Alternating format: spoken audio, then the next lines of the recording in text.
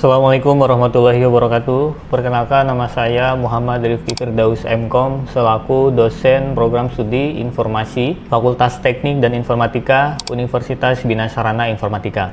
Saat ini saya sedang mengikuti proses sertifikasi dosen atau Serdos gelombang 1 tahun 2026 yang diselenggarakan oleh Kementerian Pendidikan Tinggi, Sains dan Teknologi Republik Indonesia. Di video ini, saya melakukan penyusunan dokumentasi data diri dosen untuk unjuk kerja Tridharma Perguruan Tinggi atau PDD UKT-PT dalam bidang pengajaran.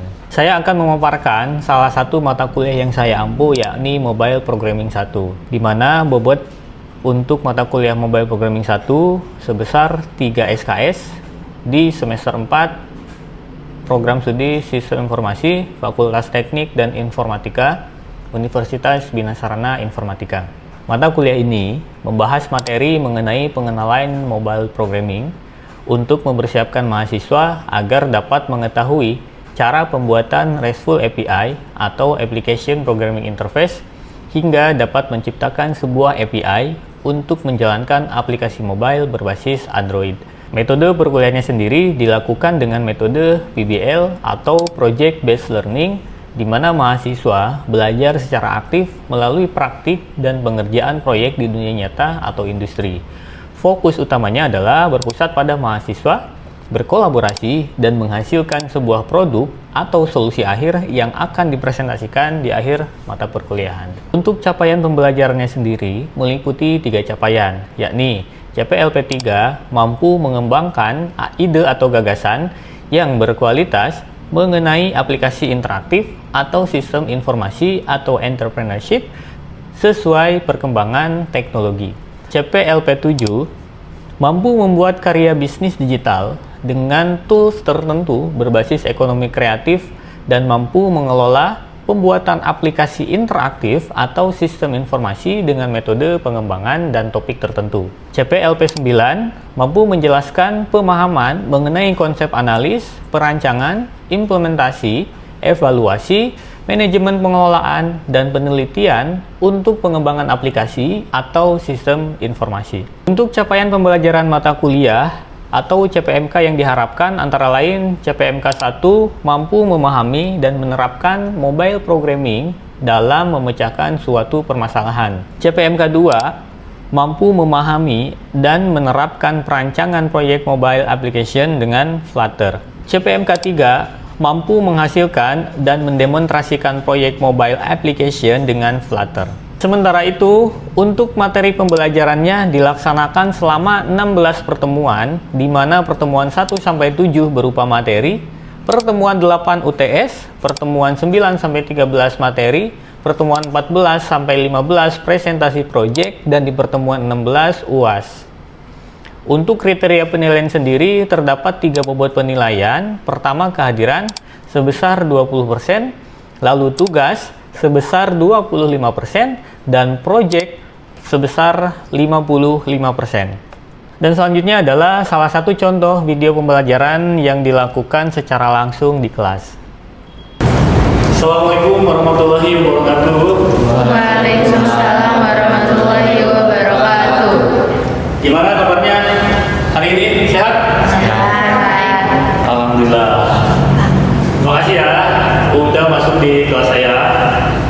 Di semester 4 ini kalian di mata kuliah ini akan belajar tentang Mobile Programming 1. Kalian sebelumnya baru pertama ya ngajar dengan saya? Baru ketemu ya? Iya. Oke, sebelumnya berarti kita kenalan dulu nih. Kita kenalan dulu. Kenalin, saya nama lengkapnya Muhammad Rifki Firdaus. Kalian boleh panggil saya Pak. Pak doang ya. Panggil aja Pak Rifki ya. Yang akan mengampu mata kuliah Mobile Programming 1 selama kalian di semester 4 ini. Oke? Oke. Udah pada makan? Sudah. Kalau belum dari yang saya beliin. Jadi karena udah, jadi nggak usah saya beliin. Kita langsung masuk aja ke materi ya. Ini kita baru pertemuan 1. Jadi sebelumnya saya akan jelasin dulu tujuan pembelajarannya itu apa untuk di mata kuliah ini. Nantinya kalian akan mengetahui ya kan cara membuat RESTful API sampai bisa nyiptain sebuah sendiri berbasis Android atau iOS nantinya. Terus kemudian kalian juga secara berkelompok nanti akan presentasiin. Karena ini mata kuliahnya metodenya PBL, Project Based Learning, jadi di akhir kalian akan presentasi aplikasi yang kalian buat nantinya. Tapi secara berkelompok ya. Jadi nanti setelah mata kuliah ini beres, jam pelajaran beres, akan dibagi kelompoknya. Mungkin satu kelompok bisa berisi 3-4 orang. Kita sesuaikan dengan jumlahnya ya. Itu untuk tujuan pembelajarannya. Kemudian untuk capaian pembelajaran mata kuliahnya, di sini ada CPMK dan sub CPMK-nya. Ya, dengan CPMK-nya ada 3. Pertama, mampu memahami dan menerapkan mobile programming dalam memecahkan masalah. Lalu kemudian mampu memahami dan menerapkan perancangan proyek mobile programming dengan Flutter. Jadi kita akan belajar nanti dengan framework Flutter ini. Lalu yang ketiga, mampu menghasilkan dan mendemonstrasikan proyek mobile application dengan Flutter. Untuk sub CPMK-nya atau capaian pembelajaran mata kuliahnya, mahasiswa mampu menginterpretasikan konsep dasar pengembangan aplikasi berbasis mobile programming. Jadi kalian harapannya bisa membuat aplikasi berbasis mobile gitu. Ini untuk MPS-nya. Dalam semester ini kita akan ketemu selama 16 minggu ya. Kalian jangan bosan, lebih bagus suka aja karena kita akan sering ketemu nih ya kan. Pertama nanti di minggu ke-1 sampai ke-7 ada materi ya kan. Di minggu ke-8-nya nanti tes atau ujian akhir tengah semester. Lalu minggu ke-9 dan sampai 13 itu ada materi lagi. Nanti kalian presentasi proyek di pertemuan 14 dan juga 15 selama 2 hari, dan pertemuan 16-nya UAS. UAS ya, ujian akhir semester. Oke, kita langsung masuk ke materi. Sebelum saya jelasin ini, ada yang tahu apa itu aplikasi mobile? Aplikasi app. Aplikasi yang dijalanin di Android ya, dan juga iOS atau di ponsel kalian, itu aplikasi mobile. Singkatnya seperti itu ya.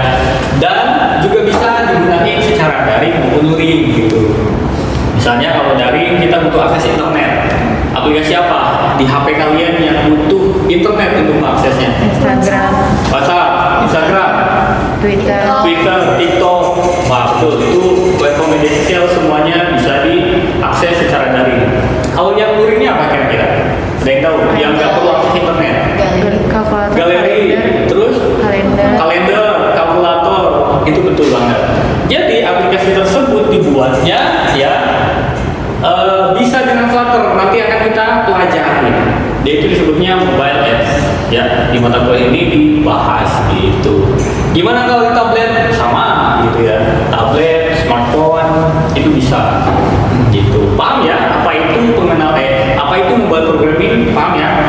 Oke. Jadi kita lanjut aja materinya. Kemudian jenis-jenis mobile programming. Mobile programming itu ada jenisnya. Ada 2. Yang pertama native app, yang kedua hybrid app. Bedanya apa? Kalau misalnya native, saat kita melakukan penggodingan atau bikin aplikasinya, ya, itu hanya bisa dijalani di salah satu sistem operasi, baik itu Android maupun iOS, gitu. Itu untuk native. Kalau misalnya Android, nah nantinya bisa pakai Kotlin atau Java. Kalau misalnya untuk iOS, bisa pakainya itu Swift atau Objective-C, ya. Dan biasanya kalau native performanya lebih tinggi dan juga optimal. Kalau kita mau bikin untuk Android sama iOS, berarti ada 2 codingan gitu. Satu pakai Java, satu pakai Swift. Nah, kalau yang hybrid itu satu codingan, satu kode, nantinya hasilnya bisa dipakai di Android maupun iOS. Bisa dengan framework, ya. Salah satunya Flutter, kemudian React Native atau Ionic. Itu frameworknya. Jadi saat kita mau bikin aplikasi yang bisa dipakai di Android dan iOS sekaligus, bisa dengan ini dan ini gitu. Kalau misalnya hanya dengan ini nggak bisa dipakai di Android, hanya di iOS saja. Kalau dengan ini nggak bisa dipakai di iOS, hanya di Android aja. Itu bedanya native sama hybrid. gitu. Oke? Sampai sini ada yang mau ditanyakan dulu nggak? Saya. Oh, siapa? Kamu siapa namanya? Jasmine. Jasmine, mau tanya apa? Saya mau nanya, kenapa hybrid aplikasi itu kan lebih gampang dan lebih efisien? Kenapa perusahaan-perusahaan besar masih menggunakan apps native untuk programmingnya? Kenapa nggak hybrid saja? Bagus pertanyaan. Kenapa perusahaan gede itu nggak pilih hybrid ya, malah native gitu? Iya. Padahal ini kan lebih murah dan sebagainya. Sebenarnya betul, dari segi performa native itu lebih optimal, lebih tinggi, lebih bagus. Dan hybrid itu lebih murah, ya kan? Kalau misalnya perusahaan seperti pengembang game 3D dan lainnya, dia kan butuh kapasitas sumber daya dan juga aplikasi yang lebih optimal. Makanya dia pilih native.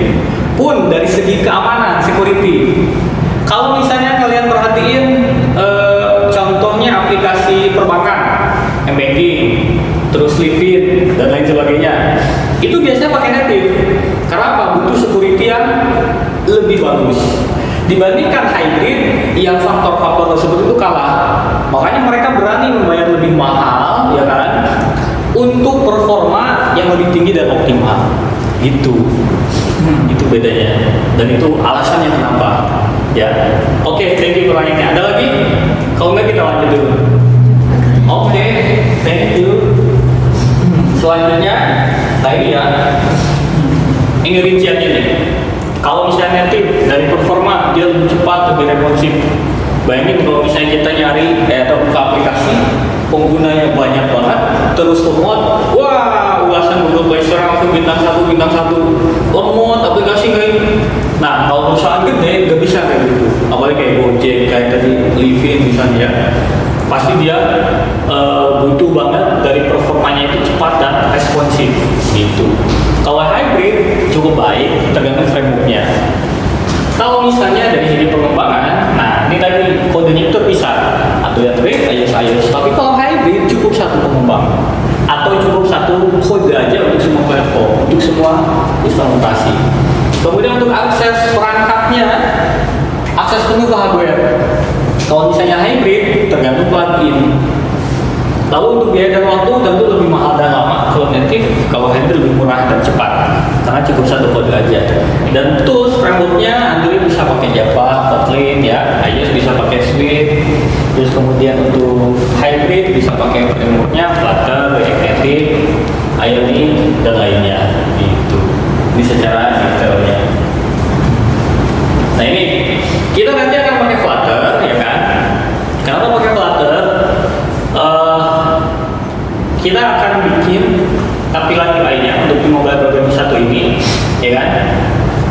Flutter ini salah satu tool GTI portable atau seperangkat SDK yang bisa dimanfaatkan untuk membangun aplikasi dan dikompil secara natif ke desktop, web maupun mobile dari satu project aja. Nah, kalau misalnya React Native, framework untuk bikin aplikasi native yang pakai React.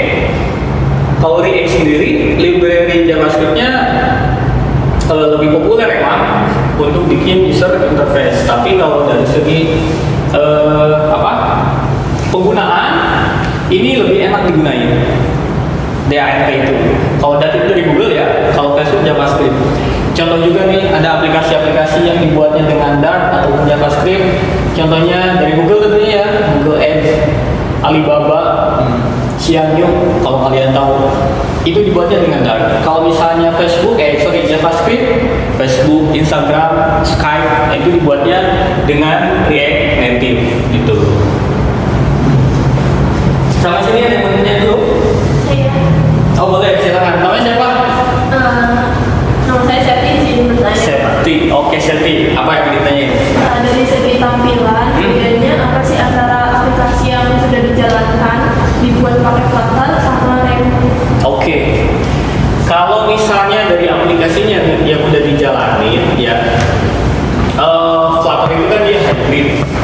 Nah kalau misalnya dari segi tampilannya, dia itu akan sama persis dari apa yang ditampilkan di Android maupun iOS, sama persis. Ya. Jadi untuk React Native juga sebenarnya sama aja, ya, karena dia satu platform satu kode untuk dua platform tadi, Android sama iOS. Paling yang ngebedainnya sama yang native. Nah, kalau native itu bisa beda. Kalau misalnya Flutter, React Native itu ngambil tampilannya ya, kalau misalnya kita pakai tampilan default, menyesuaikan dengan bawaan Android maupun iOS. Tapi kalau misalnya native, itu tuh bisa beda. Jadi makanya di Livin,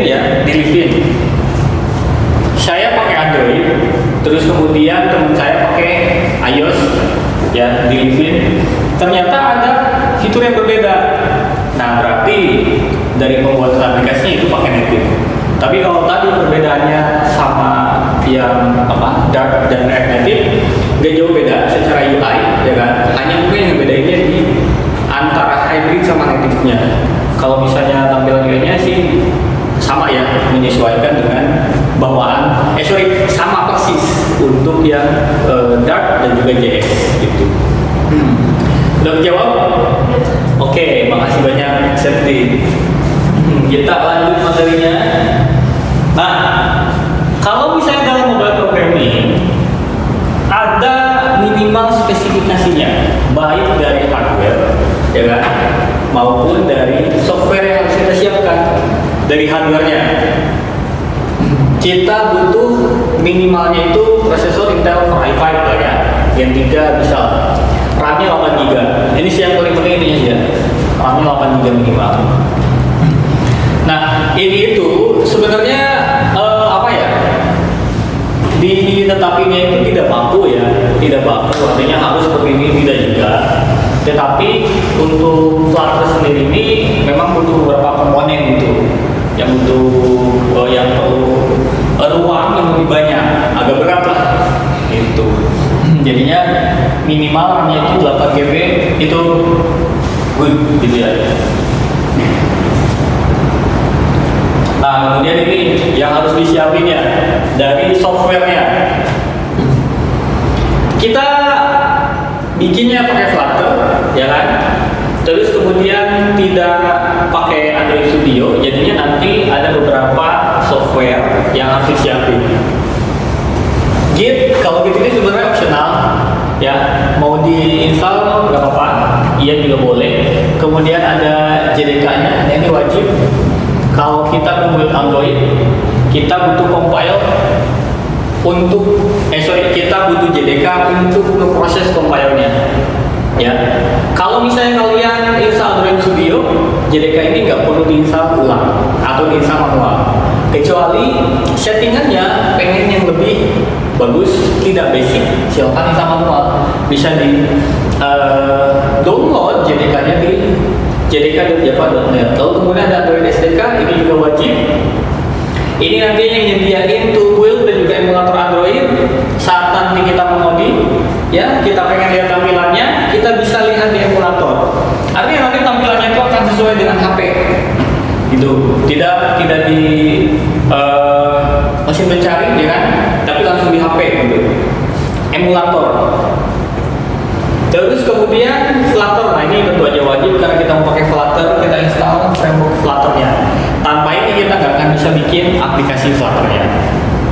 Lalu yang terakhir ada text editor, tentu aja. Nanti kita akan pakainya itu VS Code aja, ya kan? Karena VS Code itu nyaman ya, dari workflow-nya, dari tampilan dan juga banyak plugin yang mendukung untuk membuat aplikasi dengan Flutter ini, dengan bahasa Dart ini.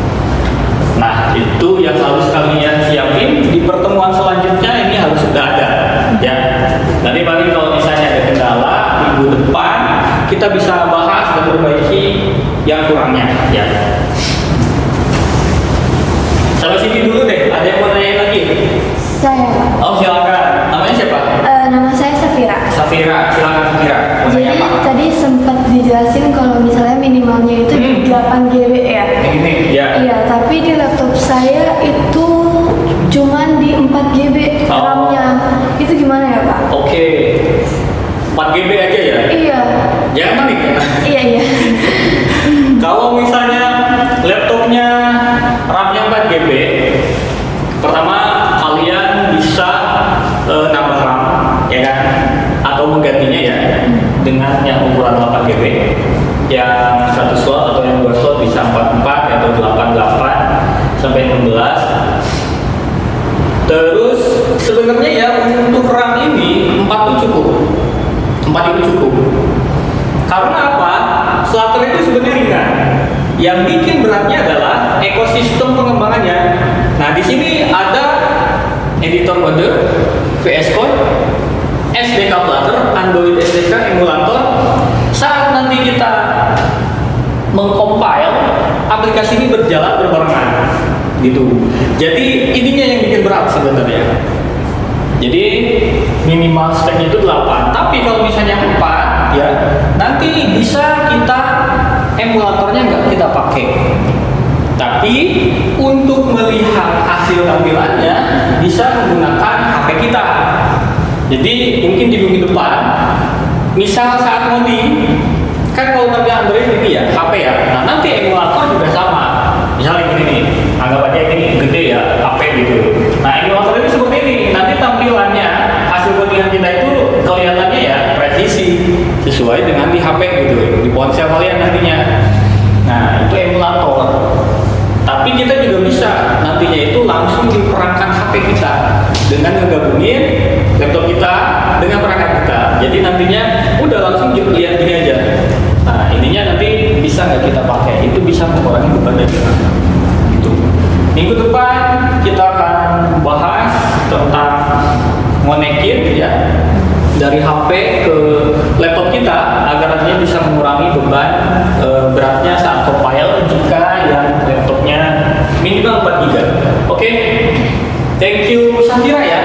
Safira. Next, kalau misalnya kalian dari aplikasi yang udah dijalani ini ya, yang udah di-download ini nantinya itu harus diinstal. Instalnya secara manual untuk Flutter ya kan, untuk Git dan juga JDK-nya. Jadi nanti kalau udah di-download kalian ekstrak, terus masuk ke control panel ya, pilih sistem, pilih advanced system setting, kemudian ke environment variable, atau bisa langsung ketik misalnya di sini environment. Nah ini the system environment variable, klik aja di sini. Nah nanti akan muncul kotak dialog sama seperti ini yang nomor 3 ya kan. Baru kemudian kita klik yang ini environment model environment variable. Ya, kalau di slide munculnya seperti ini ya sama. Yang nomor 4, yang di sini kita pilih path. Ini untuk jalurnya. Jadi nanti kita akan menambahkan path-nya. Nah, setelah muncul kayak gini, kita klik new, tambahkan, ya, lalu masukkan path dari aplikasi yang sudah kita download. Contohnya gini. Nah, aplikasinya misalnya ya, ini saya buka dulu. Anggap aja di sini saya udah download WebEx Flutter. Nah, saya udah download Flutter-nya, ya kan? Kelihatan ya? Layarnya dua, temanya hitam soalnya. Nah, di Flutter ini masuk ke bin. Nah, di sini kalian bisa copy. Jadi tinggal diekstrak, bukan install aplikasi.exe seperti kalian sering lakukan, ya. Tapi diekstrak, kemudian masuk ke Flutter-nya, ke folder bin, ya. Nyimpannya di mana, Pak? Di C apa di D? Itu terserah kalian. Mau di D, tapi lebih baik di, kalau sekarang sih laptop yang baru kebanyakan satu partisi ya, di C. Nah, setelah itu tinggal di copy, ya. Nah, baru di sini klik new, pastekan. Ini kita bikin path-nya. Jadi nanti saat kita menjalankan aplikasi atau modding, maka si folder ini akan bisa ambil ya di VS Code-nya nanti. Dan itu bisa jalan untuk ngejalanin nanti aplikasi Flutter karena kita mau buat ini Flutter-nya ini. Ini saya hapus ya karena saya udah ada. Nah, untuk JDK-nya juga sama ya, untuk ini juga sama, untuk Flutter-nya ya kan. Ini saya hapus aja. Oke, ini cancel. Oke, untuk proses instalasinya seperti itu nantinya. Jadi kalian tinggal langsung install aja di panduan yang saya kasih. Baik, sampai ini materinya udah beres. Ada lagi yang mau ditanyakan nggak sebelum kita akhiri? wabarakatuh. Thank you so much. Kalau misalnya udah cukup, terima kasih juga dari saya. Ya, minggu depan kita akan mulai praktik ngodingnya, ya kan? Karena ini baru pertama ketemu ya, biar kalian gak kaget gitu. Apa ini? Karena saya yakin di sini ada yang baru belajar juga, ada yang baru tahu tentang mobile programming, atau mungkin sebelumnya udah pernah belajar tentang bahasa pemrograman yang lain gitu ya. Dari saya cukup sekian, teman-teman mahasiswa semuanya. Terima kasih atas perhatiannya. Saya akhiri ya. Assalamualaikum warahmatullahi wabarakatuh. Waalaikumsalam warahmatullahi wabarakatuh. Sekian video pembelajaran pada mata kuliah Mobile Programming 1 di program studi Sistem Informasi Fakultas Teknik dan Informatika Universitas Bina Sarana Informatika. Semoga video ini dapat menjadi pertimbangan dalam proses pengajuan sertifikasi dosen gelombang 1 tahun 2026. Terima kasih. Wassalamualaikum warahmatullahi wabarakatuh.